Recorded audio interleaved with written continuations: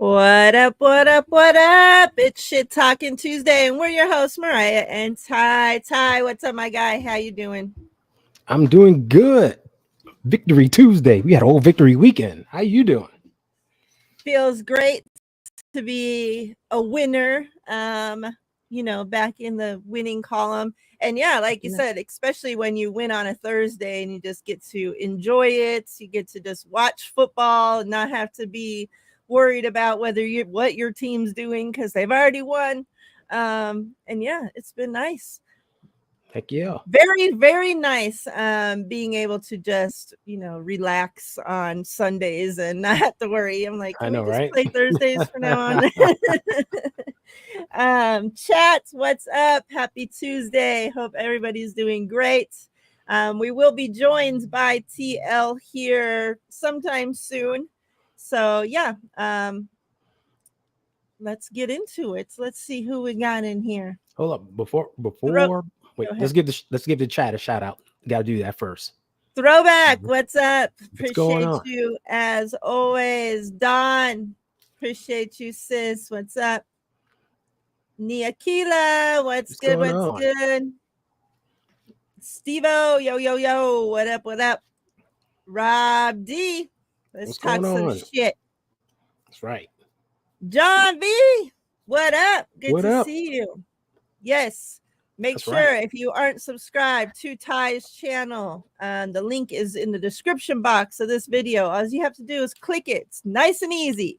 2 clicks, click that link, and then click the subscribe button. And then 3 clicks, click your ass back on over here. All right. So there we go. Make sure you hit this like button. Spread the love. Barry, what's good? What's good? Happy Tuesday. Chrissy, what's good? Good to see you. Hope you're doing well. Hope you've been well. You stepped in shit last night. Oh, I hate when that happens. Nothing worse than stepping in shit, I swear.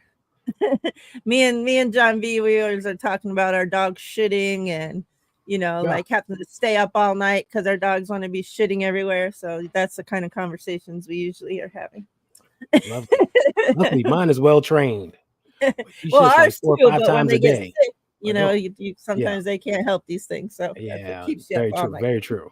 Mine are very well trained. They don't go shit in the house. That's for damn sure. But sometimes, they're sick. So yeah, hope everybody's doing great. What were you gonna say, Ty? Before we start, I got to give you a shout out because I got a lovely package in the mail and it contained all these wonderful cards. Look at this. Look at these beauties, baby. Wow. Look at these beauties, people. You're a winner, baby. That's right. See what happens when you tune in and subscribe. You win shit. These are awesome. Thank you very much. I really appreciate it. Add to the collection. It's like having new money on the Victory Wednesday, Tuesday.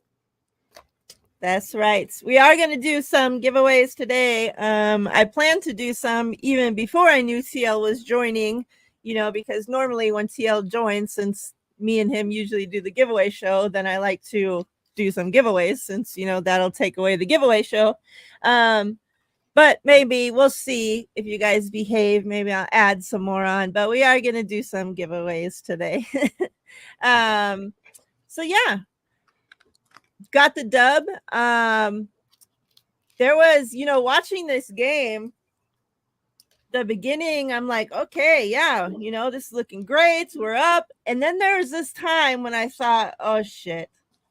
Well, let me put this out there. I've already learned this season with this specific team, don't celebrate too early because who knows what the hell's going to happen. We've seen us up by freaking 20 points and somehow end up losing the game in the last. We led every freaking minute of the game except for the last 3 minutes and lose the game. So I definitely am not celebrating too early. Oh, that reminds me, I was going to put out my banner, John B. Thank you. Appreciate you. So, I'm watching this game and even Z, my wife, I guess somebody at work had bet on the Seahawks to win or something with the Seahawks. And so she's like, it was like the first quarter when we're up or maybe the second quarter. And she's like, oh yeah, I'm going to text him. I'm like, don't you dare text him yet. I'm like, don't even, because you're gonna text him, and then this team's gonna freaking F around, and there goes that, That would I'm have been like, the and then jinx. the person gonna be freaking talking shit to you like crazy. I'm like, Mm-hmm. so just wait. And then there was a point in the game, she's like, yeah, I'm glad, you told me to wait and not text him. I'm like, yeah, exactly. So I'm glad the 49ers found a way to not blow it. I do want to say, I didn't know what to expect from, since Moody was hurt, right? Like, how are they going to handle, like, are they going to be going for it more on fourth down? Are they going to trust this guy to be able to kick field goals? Like, how's this going to work? And then, like, he's only been with the team a couple days. You're playing in Seattle. Like, it was so loud. You could even tell on TV how loud it was. Like, it was crazy, loud in there, per usual, right? So I'm like, is he going to choke? Like, please don't make it come down to this guy having to kick a game-winning field goal. Like, like, can we trust him? So I do want to give that guy his freaking props. I think his last name's Wright. I've never seen a kick wear 35, first of all. I know. It's so crazy. High ass number for a kicker. Yeah.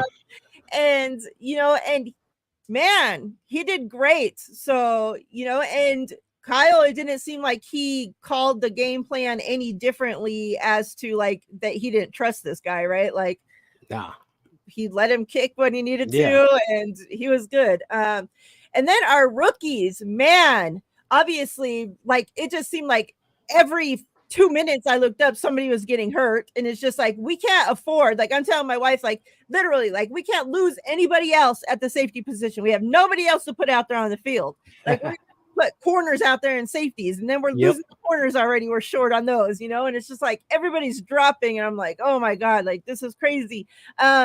But in all that, at least we got to see our rookies out there on the field, right? And making plays. Like Mustafa, like, what a freaking stud. Like, I was already so excited for him, and he's been everything that we hyped up all off season.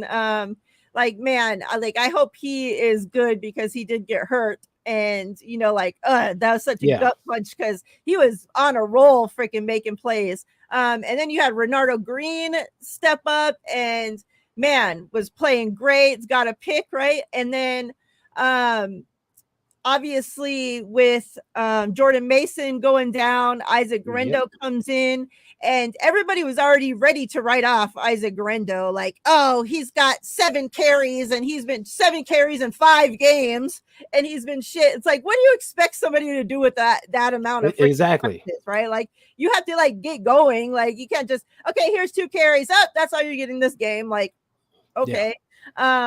And like, he came in and was so great, like, not even expecting to be having to play, right? But Jordan Mason getting hurt, had 99 yards, and could have had his first career touchdown, but thought about the team first and knew there was still time on the clock, right? Like, knowing to do all that, like, as a rookie, not thinking about yourself. Like, he could have, had he ran that in for the touchdown, had his first 100-yard game and his first touchdown. And he missed out on both because he slid.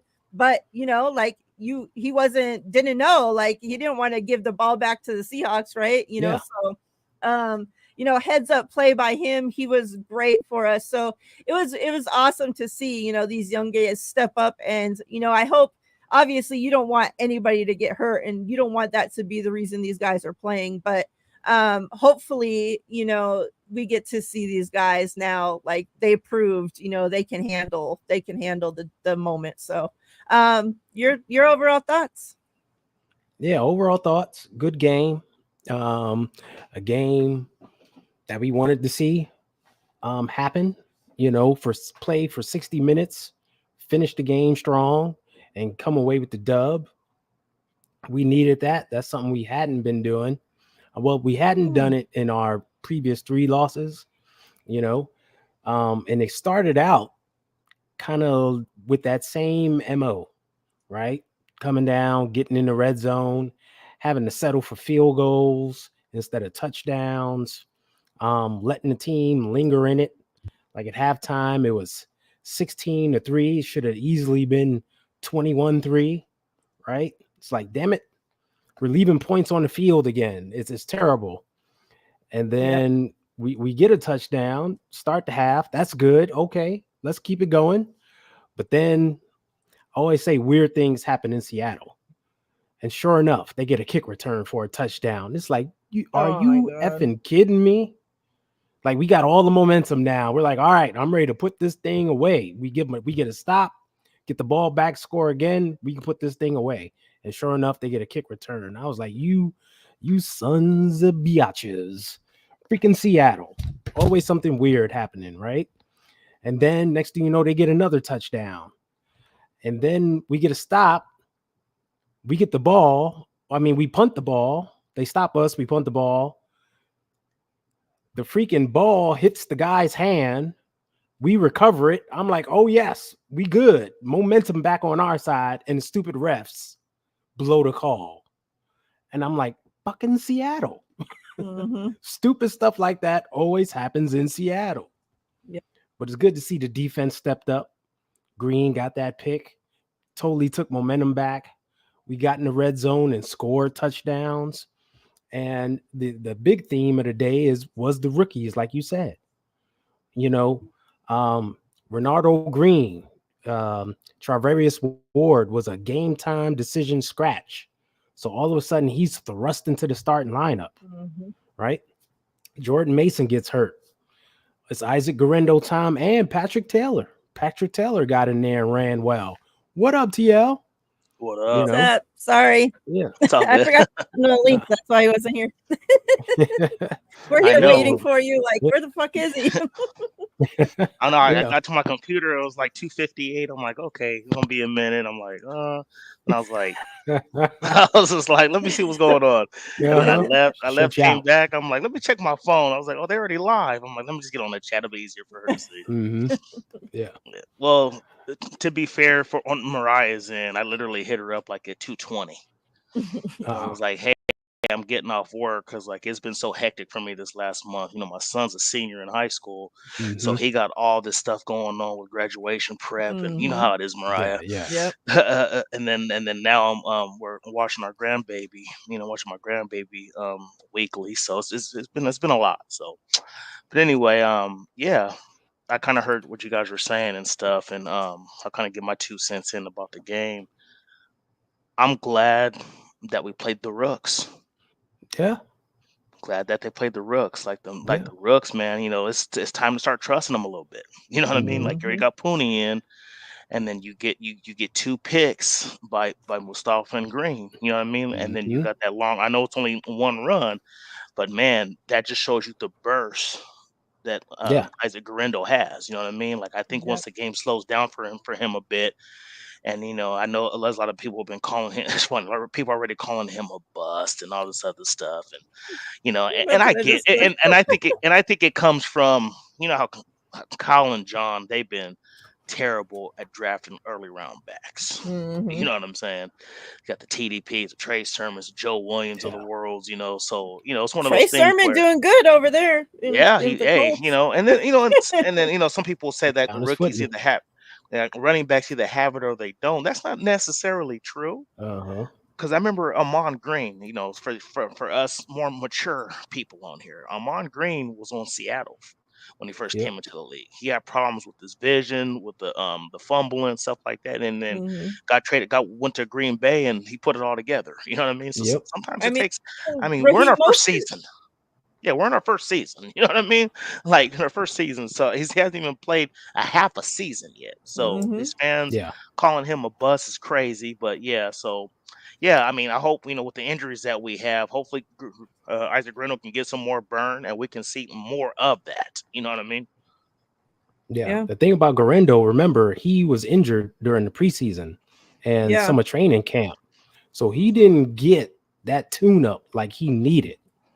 You know, especially for a running back in this system, like you got to trust the system. You got to trust the blocking. And when you see that hole, you get one cut. You can't dance around out there. You can't not trust it, because if you don't and you miss, or if you miss that cut, it's over. Yeah. And that's been his issue. And it was a good bounce back game for him, because he like missed the whole last week against Arizona. But this week he was trusting everything. And he was hitting. And then with the game on the line, he trusted it, hit it, and he was gone. So yeah, that's what you want to see, some maturity from these young guys as they move forward. And it's funny, remember the last time we were here, we had this conversation of play the damn rookies. Yes, we did. Play them. Why are they just sitting there? Play them. This is the reason why they need to play. For situations like this where they have to be called upon, like, hey, all of a sudden, you're the guy. The guy that was the guy, he can't go. So you're the guy, and we need you. We need this win. Boom. Stepped in, ready, handled it. Yeah. I'm like, yes. And I think with Kyle, he's been, other than, his first season, or actually after his first 2 seasons, I would say, we've been, I would say, good to great. You know what I mean? As far as how we've been, either going to the NFC Championship, going to the Super Bowl, stuff like that. And I think with Kyle, it's he knows the window is so short. So I think with him, it's like, okay, you get a veteran that gets hurt instead of being like, oh, well, I drafted this guy in the 3rd round. Let's play him. He's like, well, let me get somebody who got some playoff experience. Let me get somebody who's been in the league for a while and I mean, I see both sides, but at the same time, you got to trust what you drafted. You know what I mean? When you sit there and you pick somebody, whether it's trading up for them, whatever the case may be, and you've seen something, obviously you drafted this person. You only average on the average year, you get to draft 7 new players to your team out of thousands of guys, thousands. It's just, you know what I mean? So when you sit there and you have a situation where these 7 dudes were blessed enough to be on your roster, give them an opportunity. You know what I mean? And you see, like we're all saying right now, you see what happened. You had 3 rookies that actually went out there and they showed out. You know what I mean? I think they're getting comfortable in the scheme, starting to get comfortable with the speed of the NFL. So just let them play going forward. I mean, what more? I mean, they showed you what they're capable of. Yeah.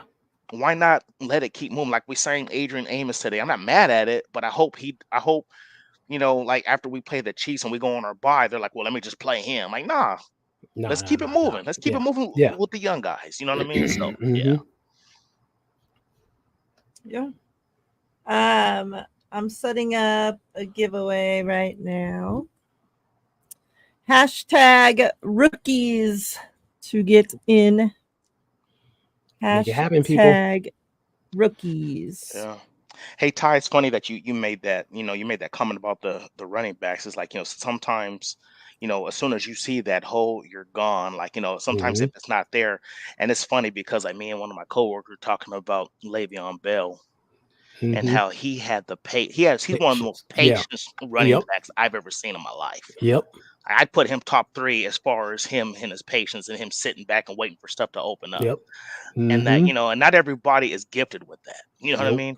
But it's like with, like you said, I think with Garindo, it's like and plus with our shaky offensive line a little bit, it's like one of those things where it's like you have to be a quick thinker. Like, and plus with his speed, you see that speed. As soon as you see something, you got to trust what you see and go. No tap dancing back there. You know what I mean? What's up, Sim? What's up? But yeah, besides the rookies, what were your overall thoughts on the game, Tio?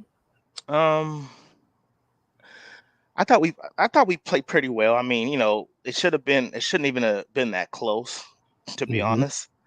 But it's I don't know, like, let me ask y'all this, because I've seen numerous videos saying that, like, oh, the 49ers receivers aren't creating separation, not creating separation. Okay. Yeah, I mean, let me know if I'm wrong. Being a man in his mid 40s, I've seen a lot of football. I've seen a lot of quarterbacks where, when the separation ain't there, great quarterbacks throw their receivers open.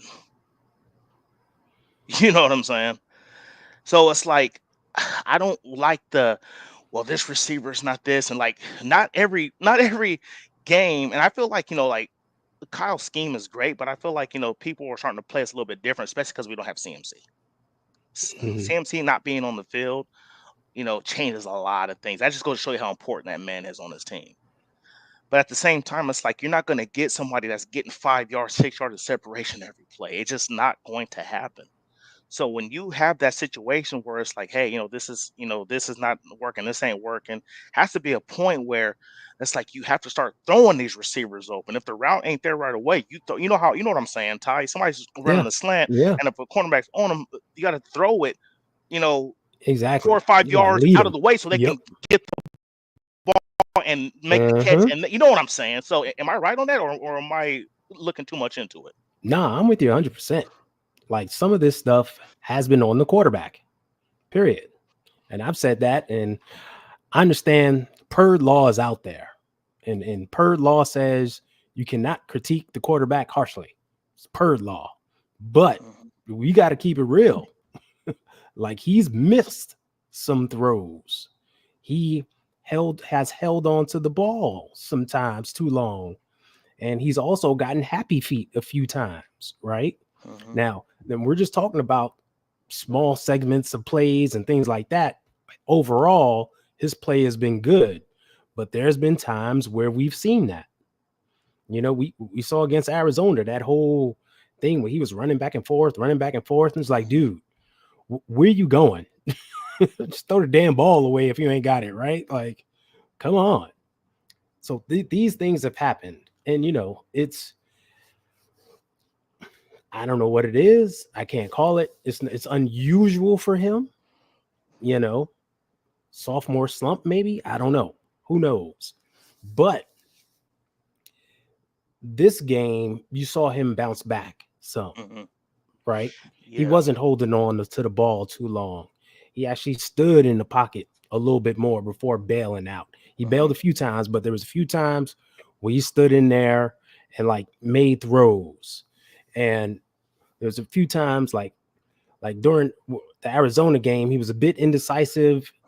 Here against Seattle, he was more decisive. He saw it and let it fly. So you need more of that. So it's not totally on the receivers. Absolutely. Like sometimes they don't get open, but there's a lot of times they are open.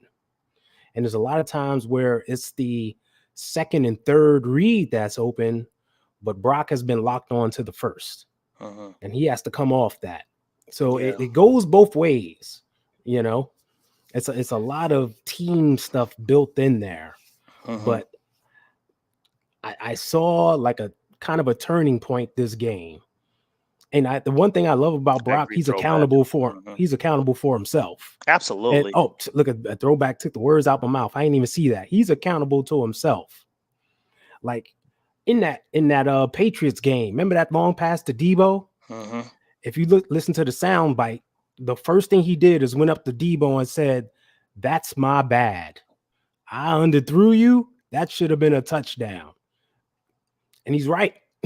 Debo was wide open. And he underthrew him. And it's like, that's accountability. And you saw on the next deep pass to Jennings, he corrected that and put it out in front of Jennings. So that's the kind of leadership and quarterback that we have. He's capable of killing it. And I think he will going forward. Oh, most definitely. And Mariah, before you do the drawing, I'll make my last point on this. And you're right. The reason why I this conversation came up again, I was talking to some of my buddies, and we are talking about how the rules changed with that 5 yard separation rule. Remember when the corners used to be able to put their hands on you full route, chuck you, be able to put their hands on you full route. And I remember my boy Ricky Manning. Still talk to him to this day. He was a corner for Carolina, played for Chicago Bears and stuff. He told me, man, once they took that away, it changed my game. I couldn't even be the same corner no more. Yeah. You know what I mean? And Ty Law kind of made the similar situation. He was like, man, that's how I got into the league, by being able to be physical. Yeah. So back in the day, when they were able to keep, after the 5 yards, still able to keep their hands on them, not grabbing them, but at least being able to keep their hands on by pushing them around, stuff like that. There wasn't a lot of separations back then. But the quarterback still threw the receivers open. But I feel like this game has changed the quarterback play so much where it's like, now it's like, we're so used to Kyle having, somebody scheme wide open. And it's like, oh, you're going to go ahead and hit, and not just Kyle, but just throughout the whole league where he's seen his receivers wide open. So I'm like, man, like what happened to the, us being able to say, man, these elite quarterbacks, whether tough coverage or not, is going to create to make space and throw the receiver open instead of just the receiver just being the only one having to do the job. You know what I'm saying? Yep. So yeah. I mean, you also have too, on the receiver side of it, Ayuk sitting there saying, everybody, the teams know what they're trying to do when it comes to the routes that he's running and where Brock's trying to go to get BA and all this. So, like it comes down to Kyle too, like, I don't know, too, I'm going to go back to the creativity thing. It's like you have over half the league running your playbook, like running some form of your playbook. Like, what are you going to do to your system to make it different than what everybody else is fucking doing? Like, absolutely. You can't have, why do you have the generic versions of your playbook out there adding in better wrinkles and being more creative than you are with your own thing? That's yours. Like, you're supposed to be this creative fucking play calling genius. That's all we've heard. Where is it? Yeah, that's a fact. Just because CMC's gone. I know. That's some laziness right there. You're right, Mariah. But, I mean, even though the play got called back, I mean, look what the Lions did with Penei Sewell.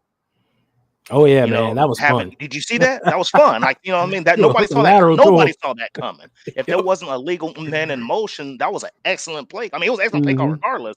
But if it wasn't called back, it's like, man, where's that creativity? You know what I mean? But yeah, no, you're absolutely right, Mariah. Like you said, you got probably a third to half of the league running something similar to you. But it's like you're the one, you're the one who's the main, guy or whatever you want the case may be that implemented this offense.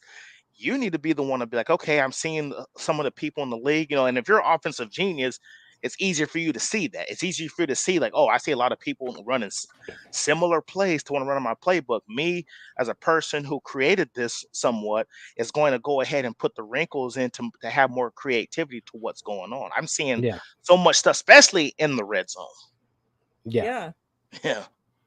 Yeah, because I'm watching other teams and they're run all kinds of creative shit, especially in the red zone.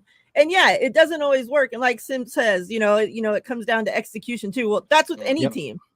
That's any plays. But like I'm seeing, and you could say, oh, he's being creative here. Like when you're watching other teams play, like they're pulling shit out that I've never seen in my fucking life before. And with Kyle, it's like 90% of the same shit over and over and over and over. Debo in the backfield, what's going to happen? It's like teams already know all the shit that's going to happen. Like, how many years have we watched Debo get blown up in the backfield because they already know what's coming? They key on them.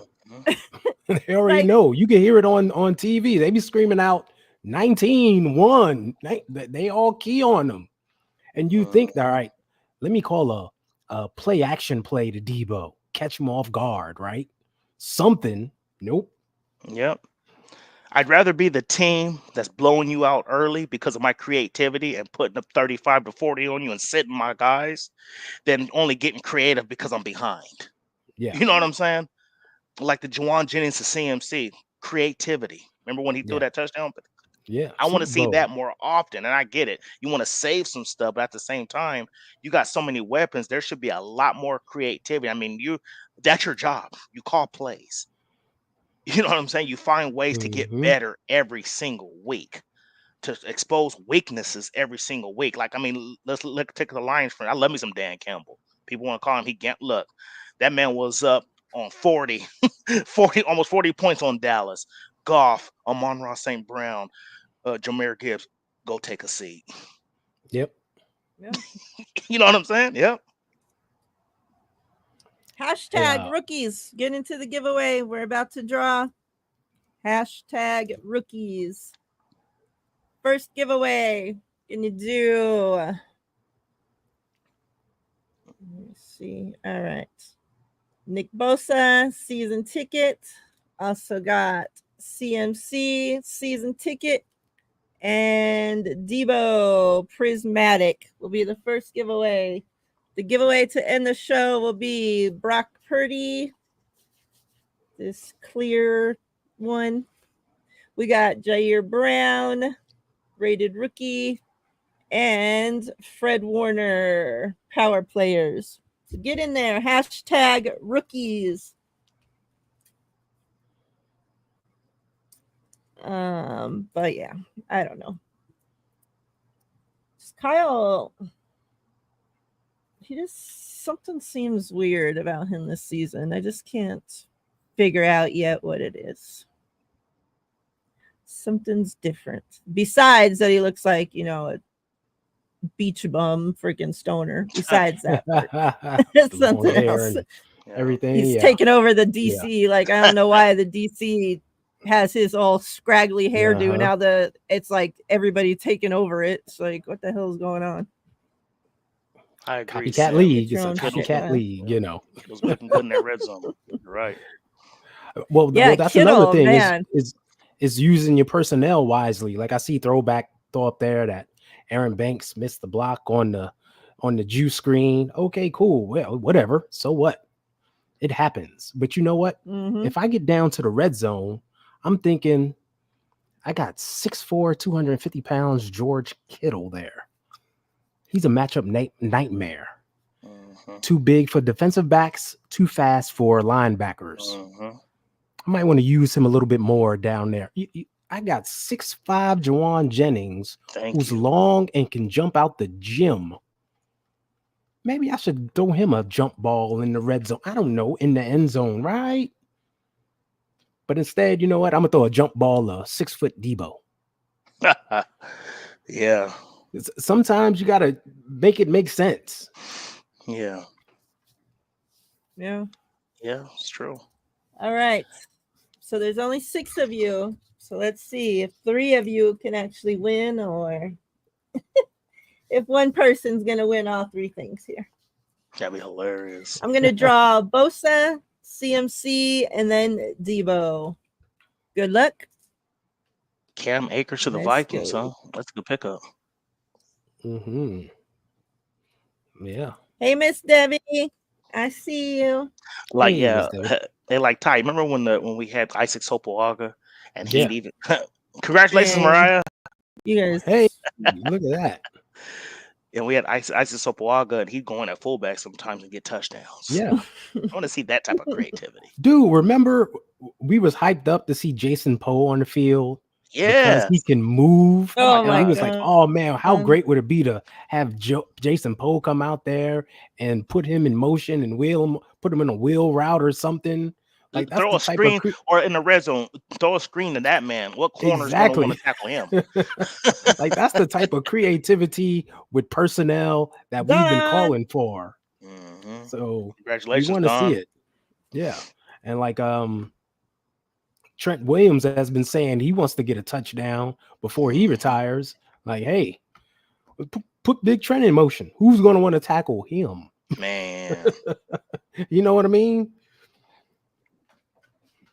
Yeah. All right. Don wins Bosa. This is for CMC. Yeah. This could be a collector's item, y'all.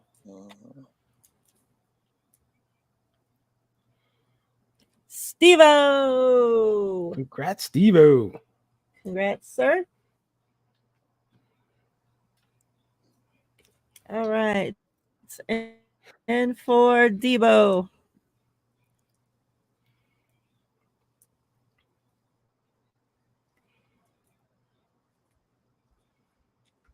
Gone again. Gone again. All right. Congrats. No trifecta, but she doubled up. She hit a double. Mm-hmm. She got the 2-point conversion. Very nice.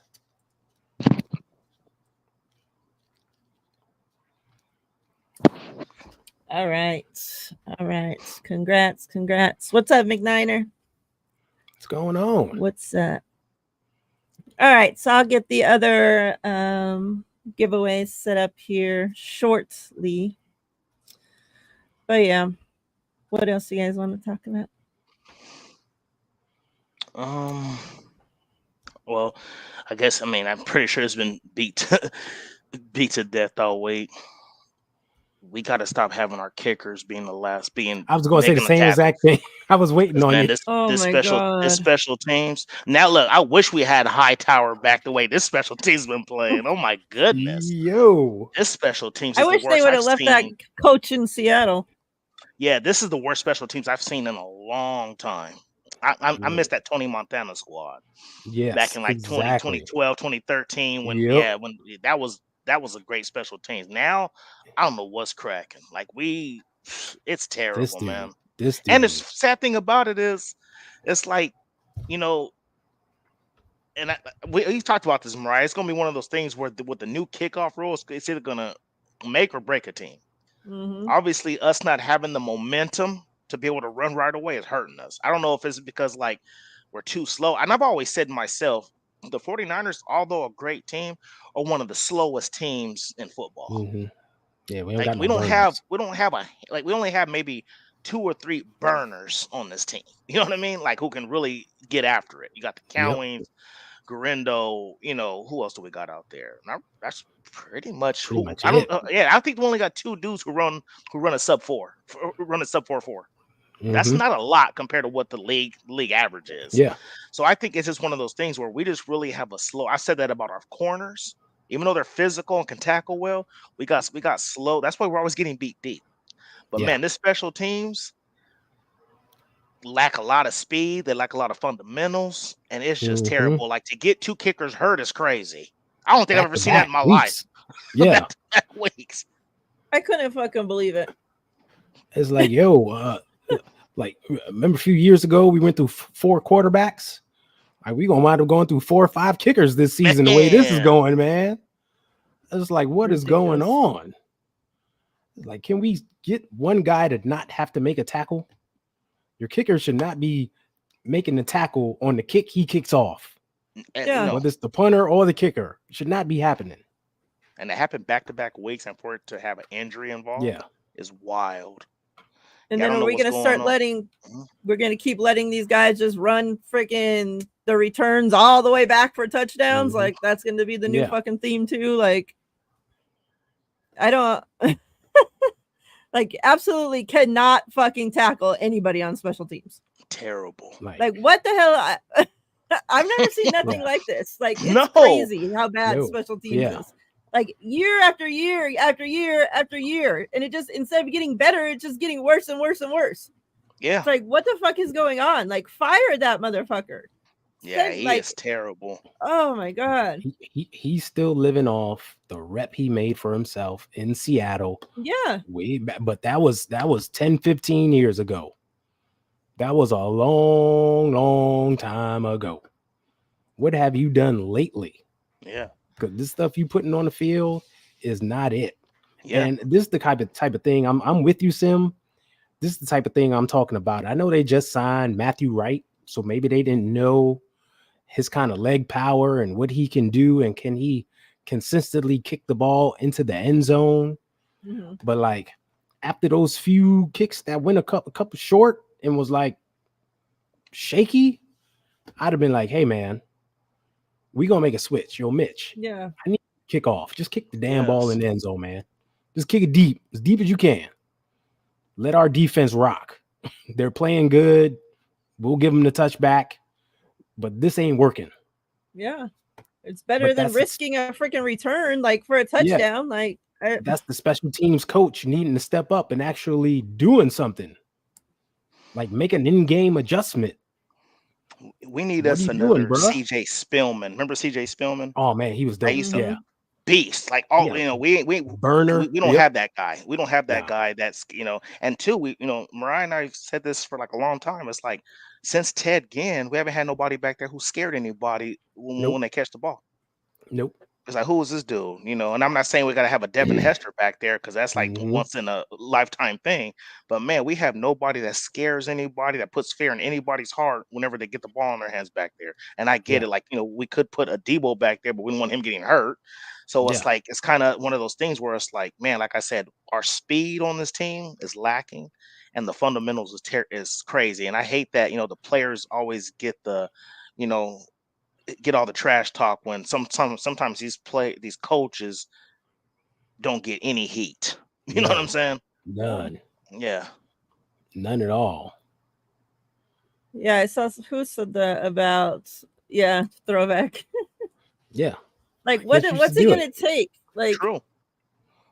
I don't understand. Like we thought that other asshole that he was just keeping the job because that was Shanahan's friend. Like, okay, he sucks at special teams coaching, but that's Shanahan's guy.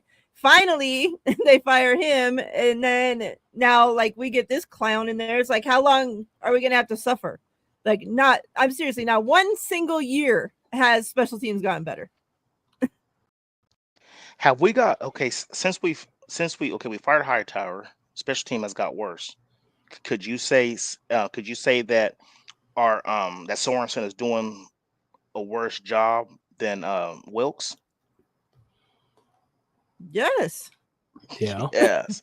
Yeah. Sometimes be careful what you ask for. Yeah. Like, man, everybody wanted in-house. We get that. It got worse, but and it's funny too. Like, we hired a boy from the Chargers, Staley, who's supposed to be this defensive special teams guru. Like, is he involved? Like, what are what's so funny? What's so funny, Mariah? Remember when we had what was a black? Oh, the same dude from the Chargers too, Anthony Lynn. Anthony Lynn, head coach from the Chargers, and me and Mariah always ask me, what is his job? And I go, that's a good question because you hear nothing about the man. Like, what is he doing besides collecting a paycheck? Yep. And it's like, if you really just want somebody just to sit there and sit in the back and be a yes man, pay me. I'll take half the money that they're paying these dudes. Like, what is he doing? And then Staley was known as a great defensive coordinator. That's why he got the head coaching job. Yep. Like, what is going on here? You got the defense that's been struggling. You got special teams been struggling. You got Brandon Staley, who was supposed to be this guru for both. Where is he? Like, it's just, I don't get what's going on right now, man. It's mind blowing. Yeah. I would like to know, like, is he putting input into the game plan? Is he listening on the headset, like, during the game to know, like, what's being called? Kyle says that's what he said out there. He has no problem with the DC and how he's been calling the game. And I don't say, like, he's doing a shitty job. No. He's had to deal with tons of injuries. Like, his entire back end of the defense is fucking hurt. Safety's going in and out. Like Charvarius Ward, like, his play has declined so much this season before even getting hurt. It's like, does that have to do, like, last season we seen the best Charvarius Ward, right? But we also had a DC that specialized. That was his thing. DBs, yeah. So now, like, we change DCs. So is that the reason he's struggling, or is he just struggling? Like, like, we can't just blame the DC for that. Like, your number one corner is playing like ass. You got Diamador Lenore basically fucking doing everything, and every single safety we've had's gotten hurt. Like, we literally have no healthy safeties on the freaking roster. So it's like, I mean, you can't just pull something out of nowhere, like, like, your D line, finally we're talking all this great stuff. Finally, we have somebody opposite Bosa. Okay, well, the D line, they have to show up, but then you have dealing with injuries all across the D line. The entire center's changed, and so it's like, sometimes you have to blame the players too. Like, you can't just blame the DC either. It's been a combination of things. I feel, it's not just one thing, but they made the change and brought in 2 defensive guys and was like, hey, we want it to be better. And which is weird because the bar was set pretty darn high. Yeah. Like, remember, the bar is number 3 ranked defense and only giving up 17 points a game. That's the bar. That was the 2023 49ers defense. It's just a shame that everyone pointed the finger at them when the offense only scored 17, and they were like, well, why didn't the defense hold them to 16? Yeah. Yeah. Out of all the 6 this games we what we played, doing yeah, out of the 6 games we played, how many times have we held the opponent under 20? What, twice? this season? Yeah, out of the 6 Once. games. Just Oh, once, huh? twice. Twice. Twice. Sorry, the Jets Jets and scored 19. the Yeah, Patriots, right? scored 13. Yep. And everybody else has been over 20, huh? Yep. Yeah, that's not good. Yeah. So when you look at it, it's like, what's going on? Yeah. You see Sim's comments that he's not impressed with the wide receivers coach Hankerson. I think they're fine though. They're them. I mean, we see Jennings stepping up. BA had a huge game. Debo has played here and there. I just think they need to get on the same page with play calling and quarterback hitting them and things like that. And, you know, the red zone production is a huge thing. Like missing people in the red zone is just freaking huge. Yeah, that Cardinals game should have been 28-0. Oh man, to start the game. That was ugly. Yeah. Like when Jennings ran that out and up, all Brock had to do was put the ball right here, and that would have been a walk-in touchdown. But he threw it out of bounds. It's like, dude, play call was right, the blocking was right, the receiver ran the right route, quarterback didn't deliver. I think there was one play where Debo didn't beat the freaking his man. It's like things not connecting all at once, especially in the red zone. That has been fucking shit up. It's been terrible. And you know what's funny? Out of all if I had to pick 2 offensive players who have impressed me the most and have been like, man, they have reached and went higher than my expectations, I would say Juwan Jennings and Dominic Pooney. Oh yeah, those 2 right there been doing their thing. And you know what's funny about Juwan Jennings? Like, you know, to me, he's still real physical, but he looks a little bit leaner. Mm-hmm. You know what I mean? Like he looks like he like he lost the baby fat. You know, we like to say that. You know, it looks like seriously like he looks more toned as a receiver than he was, agree but with he's still got the physicality. You know what I'm saying? So I feel like it's helped him in his game to be more fluid and stuff like that. He just looked different. What game when he went off? What game was that? Week 3? Was it the Rams? Yeah, week 3 right. versus the Rams. Yeah, the Rams game where he was just like, you know, he was out there. And it was funny too because he finally looked like the receiver that I pretty much what I mirrored him to when he came out. You remember Marcus Colston for the Saints? Oh yeah. I was like, that's who he tall, reminds lean, me of. Tall, yep. big physical receiver that you know and that's what I thought I saw Marcus Colston out there. That's how good he looked. Yeah. You know what I mean? George Kittle has the most touchdowns on the team. I don't care about that, bro. I'm talking about just overall. Like if I had to pick 2 people, if you said, man, who's impressed you on the Niners this year on offense? Not really anybody except for, I mean, Brock's going to be Brock. You know what I mean? He's going to do his thing. You're kind of expecting it from now going forward. But I feel like Juwan Jennings and Dominic Pooney to me had just been amazing for this offense. Oh yeah. Yeah, I'd put Jordan Mason in that category as well. He'd be next. Because you know, just coming in thinking, all right, it's going to be another year where CMC is going to carry every damn carry, and I might get on the field 3 or 4 times. To all of a sudden, you the man. Get out there and get me 100 yards. Oh, okay, coach. And he did it. You know, and he did it again, and he's producing. So it's like, well, hats off to him. You know, he finally got his opportunity and he is shining. Yeah. What's up, Denise? I'm about to say what's up to Denise too. We got a couple people that are blaming our talking about our separation of the receivers. Like Sim and Denise think like it's a coaching issue. So I don't know, man. It's interesting. Yeah, Denise, we talked about that earlier. Yeah. Hashtag smile to get into the giveaway. Hashtag smile. One thing I gotta warn everyone, don't fall into the separation stats that you see. 99% of those stats that go out there are based on, is a receiver getting separation when the ball is thrown to him, not his overall route running and everything during the game. Yeah. Because there's plenty of plays you look out there where like Jennings is wide open, but because he's the third, fourth read in the route, the ball's going somewhere else. But he's wide open. You know, he got separation. It's just not his fault. He didn't get the ball. That's not what the play and everything dictated. It happens.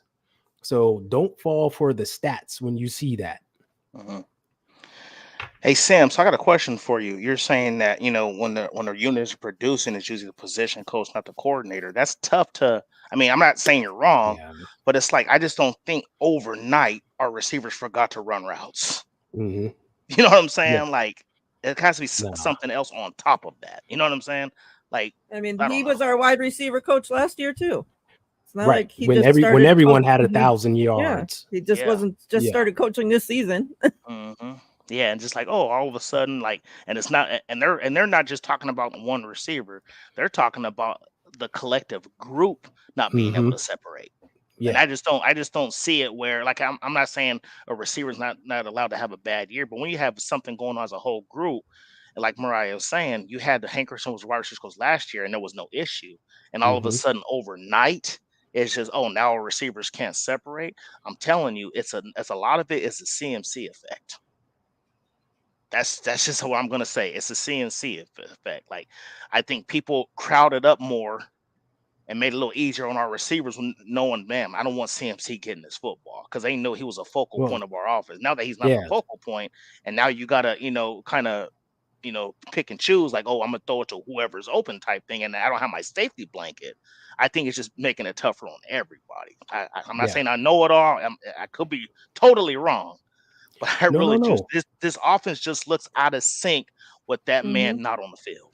And like I said, and with him, and to me, it's more to me on Kyle because simple fact, like, we all were saying, it has to have something to do with him not being either not creative enough or people starting to catch up to the offense and not being creative. I don't know.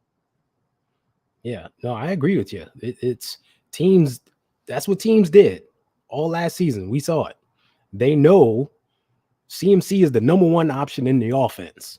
Regardless. Period.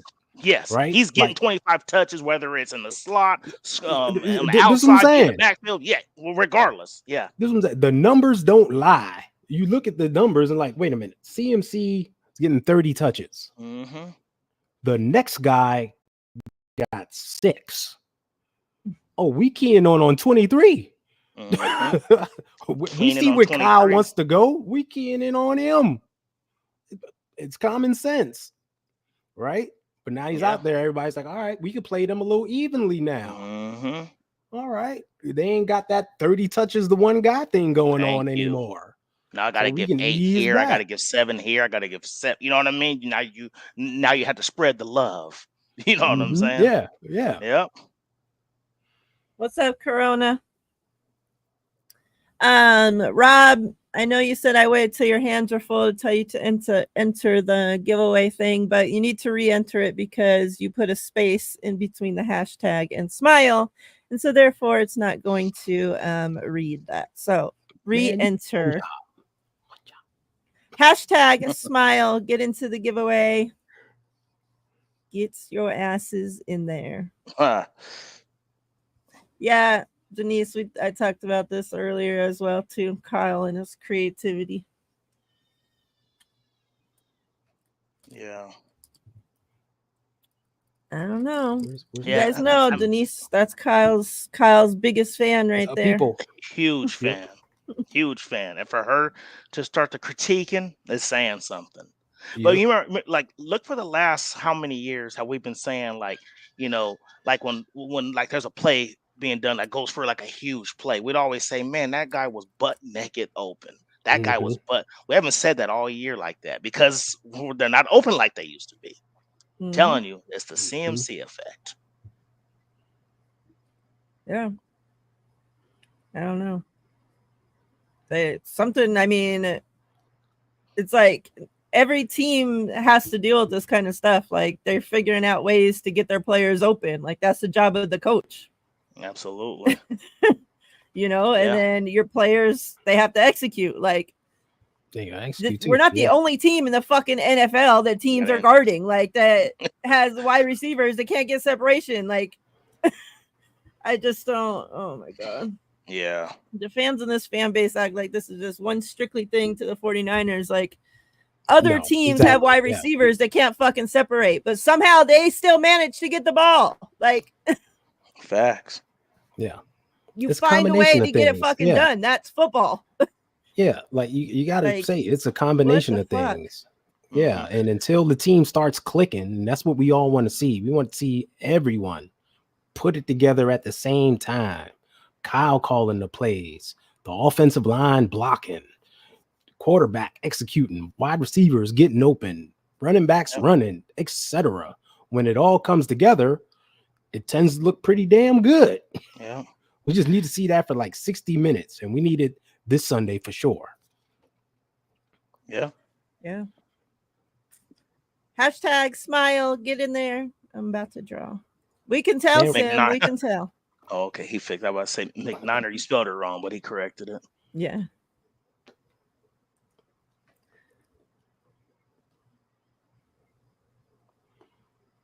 When does a wide receiver coach get scrutiny for his unit not playing up to par?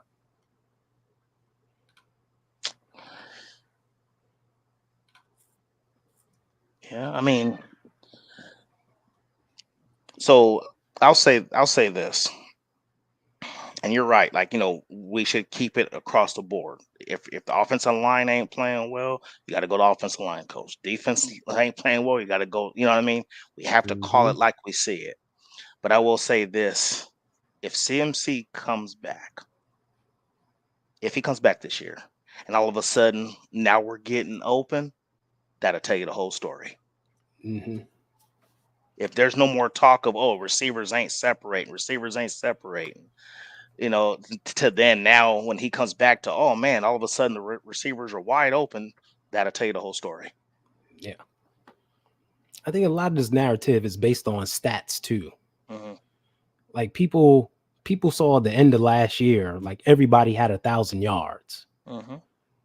So the same wide receivers coach. Yeah, the same so they're thinking this year, like everyone is supposed to have 100 yards a game, and that's the way it works. But it doesn't. It just doesn't work that way. Mm-hmm. It's games where different guys shine, and that's how they get their numbers up. Mm-hmm. Like one game is Ayuk going for 100 plus. One is Jennings. One is Kittle. Debo. Mm-hmm. They all shared load, and then that's how they cumulatively get it together. But I love that. But at the same point, it's a double-edged sword because fans say everything every week, run the ball. Brock shouldn't be throwing 30 times a game. Why not? We got to run the ball. You know what I mean? Well, if we're running the ball, that means we're only passing 25 times a game. You're not going to get 100 yards from like 3 different guys with those numbers unless there's like completely busting the coverage, right? There's just big plays all over. Yeah. So you can't have it both ways. You want the 100-yard rusher or 3 guys going over 100 passing. Like, let's get the balance going and create our identity and keep winning games. Yeah. If you need me to be quiet for a minute, Mariah, so you can draw, I will. I was going to make a couple points off what Ty said, but.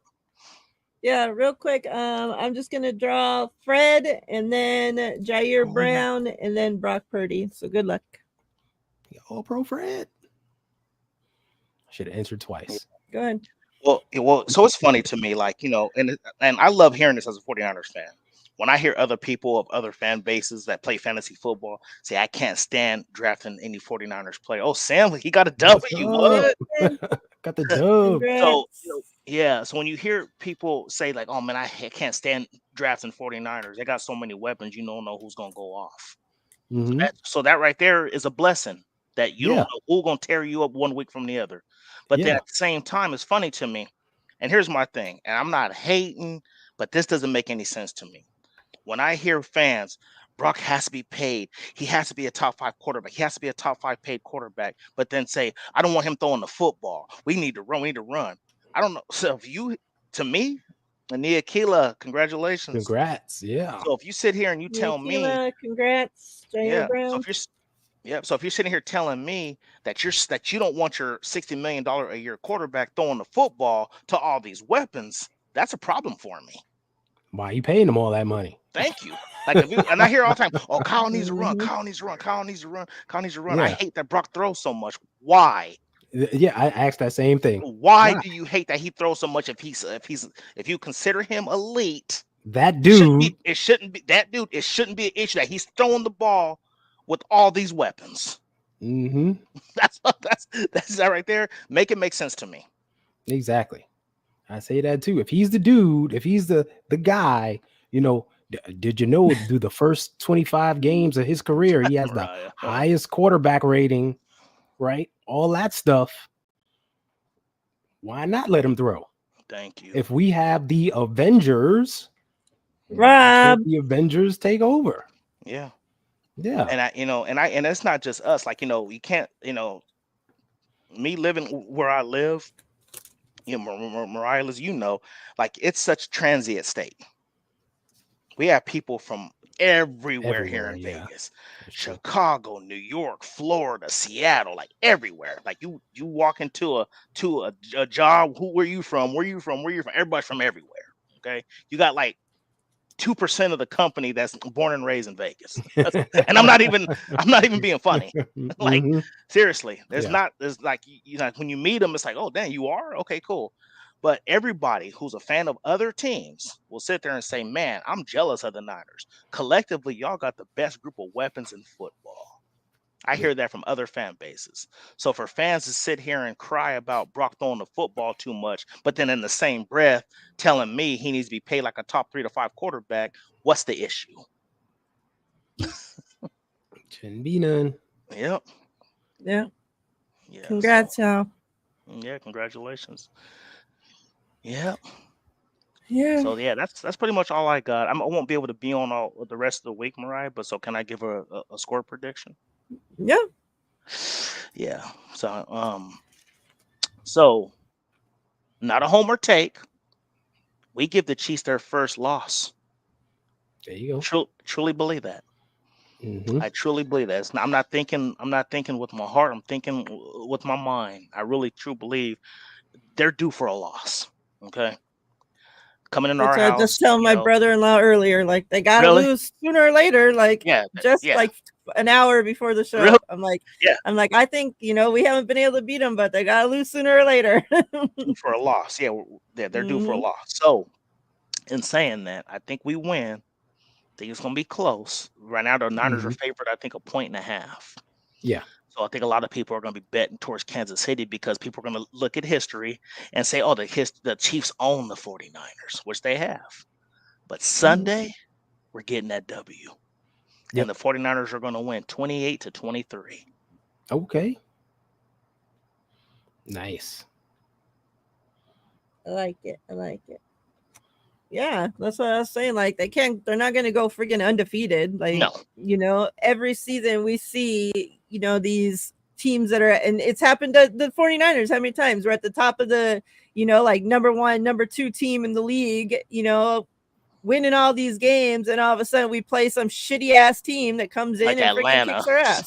Yeah, like Arizona with Colt McCoy or whoever the frick they had at quarterback. It happens sooner or later. Yep. They got lose, so. Yeah, it's kind of like like I bring up Atlanta, like the last 2 years that they've been on our last couple years they've been on our schedule, they've beat us. Yeah, with shaky quarterback play, we got beat by Mariota when he ran all over us. And then and then I think the year before that we lost too. And it's like one of those things where some teams just have your number, but at some point you're gonna come back and get them. You're gonna get them, and the fact that they're 5-0, they're due for a loss. And I think it's going to be us giving them that L. Yeah. It's funny because, I'm not going to get into my thoughts on the game too much yet, but normally, I feel like when we're playing Kansas City, like, the 49ers have this great team, even in the Super Bowl, like I'm rolling into that game thinking, dang, the 49ers have this great team. There's no way they're going to lose to the Kansas City this time. now this season, obviously sitting at 3-3, we just talked about all this shit that, we think's wrong with the 49ers. And yet I kind of feel more confident right now on Tuesday in this team to beat the Chiefs, just all things considered, considering that they're undefeated, that, all this shit. I don't know why. It's just, I don't know. I just have this feeling that this is finally going to be the time. Nobody expects the 49ers to go in and beat Kansas City this time. They keep losing and losing and losing. Everybody obviously has the most recent, 49ers losing to Kansas City in the Super Bowl again, right? Like that's on top of everybody's mind when they see these two teams. And hopefully they all pick freaking Kansas City to win. And I hope the 49ers go in there and beat their ass. Yep. We need Mahomes and Mahomes is throwing a lot of turnovers this season. Yeah. So, which is laughable that he's a number one person for the MVP race, which is crazy. It should be Lamar Jackson. Laughable. Yep. It should be what he's been playing. So if our DBs, these young guys, can get their hands on those, turnovers and actually turn them into points, hopefully they make it a long day for Mr. Patty Mahomes over there. And two, we can't sit there and make up excuses about injuries because they have a lot too.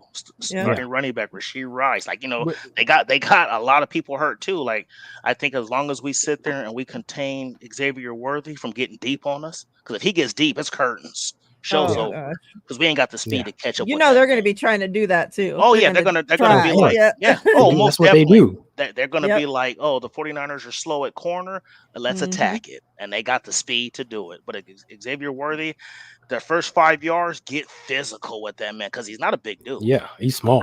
I would jam the man. Listen, as soon as that ball snap, I'm in his chest. Yeah.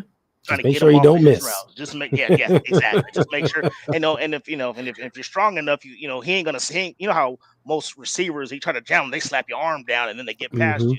He ain't strong enough to do he ain't that. built like that. If Lenore is lining up on him, he definitely will be. Oh, he ain't getting past him. No. Lenore will be talking shit and getting physical with his little ass. And honestly, that's who I'm putting on him. He's been our best corner. Yeah. That's your man. Shadow him all game. I don't care if he's slot outside. Shadow him all game. Because really, they don't hardly have anybody else. Like, because Charvarius Ward's gonna get that work. Let's be honest here. He's slow. He's physical, but he's slow. Dealing with a knee. With the Tutu Atwell, making him slower. Tutu Atwell was destroying that man deep. So we have to have the Lenore just shadow that dude. That's your job for 4 quarters. So and this here is why I hope that they pay Lenore and let Charvarius walk. I've been saying it all last season, and I'll continue to say it that Diamador Lenore is the one that deserves to be paid. Charvarius Ward's old, slow. Get his ass out of here already. Yeah, Charvarius Ward was one of those big physical corners that I think would make a great free safety to end his career. Yeah. Oh, he definitely transitioned to it. Yeah, I think he can. The what's his name, Aeneas Williams's of the world, stuff Rob like Woodson that. Like big Rob Yeah. Woods, because he's physical, he's big. He has good IQ. I think him not having to shadow anybody like that and just be a deep man safety, I think he would be great at that. Honestly, for the last 2-3 years of his career. But Sim says, remember the Julio Jones game versus Atlanta in 2019? He did it single-handedly. Like, we had this great team, obviously, going to the Super Bowl, and literally, they fucking have one person to guard. Like, no other weapons on the fucking team, and you let that guy beat you. Like, you got that every play we knew they're going to Julio. He had fucking the last 20 second catches, touchdown on the goal line. Yeah. He was destroying us. I do remember that game. And then, like I said in the game, disgusting. So I'm telling you, Atlanta's been one of them teams that's been a thorn on our side. When we've been having great records, and all of a sudden it's like everybody, we got Atlanta. They suck. They just they know how to play us. That's just what it is. What it is. Yep.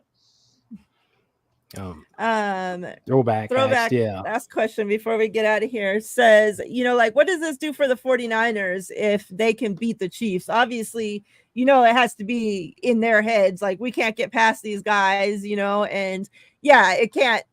A beating in the regular season doesn't overwrite the 2 Super Bowl losses, right? But, it does that is a hurdle. Like, you have to know that you can beat these guys. Like, they've literally destroyed you. Regular season, Super Bowl, it doesn't matter for the last how many freaking years, you know? Like, so he's asking, like, what do you guys think it does for the 49ers if they can beat the Chiefs? I think it helps, but more so, I think it'll be just more relief that we beat them. And I think it depends on the way they beat them. If you look at these under this regime, the 4 losses they've had, it's been the 49ers shooting themselves in the foot and weird stuff happening, right? They've been in every game, and then at the end of the game, they shoot themselves in the foot. Something crazy happens. Like the last regular season game, we were in that one. The score is 22-26. We're on like the 4-yard line, getting ready to score a touchdown, take the lead, still momentum, blah, blah, blah. And Jimmy G throws that Hail Mary that gets picked off. And that was the game. It was all downhill from there, right? We're in the Super Bowl. We're winning this thing. The offense can't get in the end zone, but the defense is clicking. We force a punt. The special teams hits off somebody's foot. They recover. That's how they scored their first touchdown. It's weird stuff. Like, stop shooting yourselves in the foot. You can beat this team. You've been there. We just haven't put it together for 60 minutes. So if they can do that and get this win and be like, all right, that's how we need to play them. 60 minutes strong. And it'll be a huge relief. Like, if we see them again, we know what to do. And I think they know what to do now. They just got to put it together. Yeah, because they were beating them twice in both Super Bowls. Yeah, so they know how to beat them. It just can the execution beat them. Yeah. So for their psyche, I agree with Ty. For now, it'll just be one of the things was, okay, you know what? They can be beat. Because right now it's in their head, like, man, okay, the Kansas City Chiefs is coming. It's like one of those things where, like, you get into a fight and somebody done put hands on you, and and every time they get next to you, you kind of freeze up a little bit, like, man, like, I don't want to have to fight this dude again because he gave me that work last time. You know what I mean? But if you fight again and you give him that work or you give her that work, it gives you that calm. Okay, cool. You know what? He's been dogging me out, but now I know what I got to do to beat him. You know what I'm saying? Yeah. So I think for now it'll boost confidence, and I think right now, even though the rookies had a great game this last week, I need the veterans to step up. You, of all people, should be tired of getting that work every time you play him. The Fred Warner. I'm not worried about Fred Warner per se. I'm just saying, like, like the Kittles, the Debos, the Ayuks, they should have that dog in them to be like, I'm sick of these dudes. Like, at some point, you have to show them who's boss instead of them just being like. To me, it's worse that you've had leads and then they come back and beat you. Because to me, it's like, I'm gonna let you think you won. Yeah. But then I'm gonna come back and I'm gonna execute and beat you at the last minute and pull your heart out your chest. That's what it feels. That's what it feels like. Yo, to use your fight analogy, it's like you fighting a dude. It's like, yo, how'd I lose that fight? I know I could beat this person. I was beating this person. But he hit me with a one-hitter quitter. He hit me with a jab that got me, and I'm done. Yeah, whatever. Caught me with a 2-piece, and all of a sudden I'm losing the fight. What happened was, so you got to get over that. Yep. I don't know what movie it was when I was watching, but somebody did that in a movie where he got hurt and he was just like limping around, and then they were like, "How'd you do it?" He was like, I made the opponent think that he had won when I still had it in me to beat him." I can't remember what movie it is, but I remember then I was just like, that's the way you do it. You think you might have got me, but I got you. So, yeah.